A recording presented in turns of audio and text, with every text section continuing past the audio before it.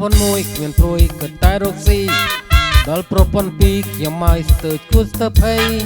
ព្រោះអួតប្រាប់នាងថាខ្ញុំសិទ្ធិដើម្បីអួតស្រីអស់លុយខ្ញុំមិនចេះស្ដាយ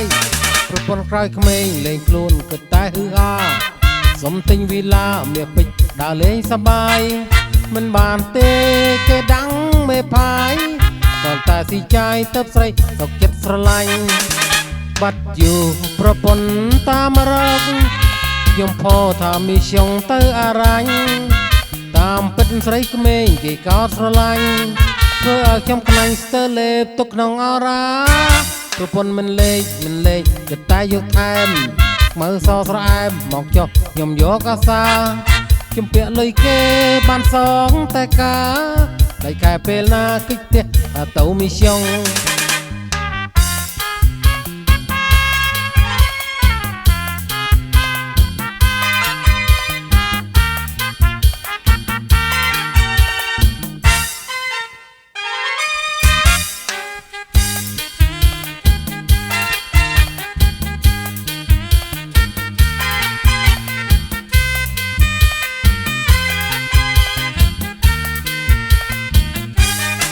មានប្រពន្ធមួយមានព្រួយក៏តែរកស៊ី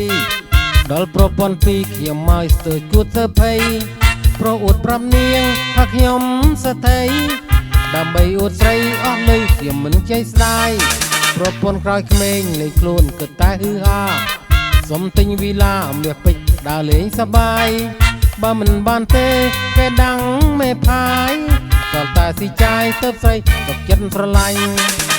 បាត់យូរប្រពន្ធតាមរកខ្ញុំផថាមីស្យងទៅអារាញ់តាមពិតស្រីក្មេងគេកោតស្រឡាញ់ធ្វើឲ្យខ្ញុំខ្លាញ់ស្ទើរលេបទុកក្នុងអរ៉ាប្រពន្ធមិនលេងក៏តែរកថែមមើលសស្រអែមមកចុះខ្ញុំយកអាសាជំពាក់លុយគេបានសងតែការដៃខែពេលណាគិតទេ